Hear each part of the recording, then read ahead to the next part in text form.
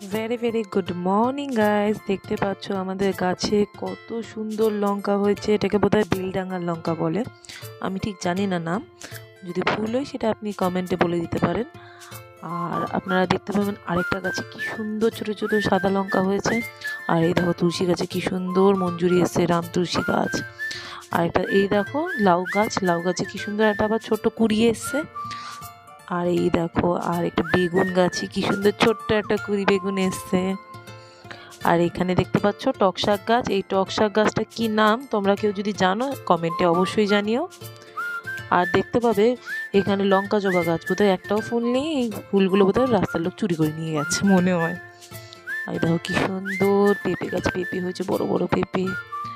আর দেখো কলা গাছে কি সুন্দর কলা এসেছে, কদিন পরে আরো সুন্দর সুন্দর কাঠালি কলা হবে। আর এটা হলো আতা গাছ, একটাও ফল নেই। Tata bye.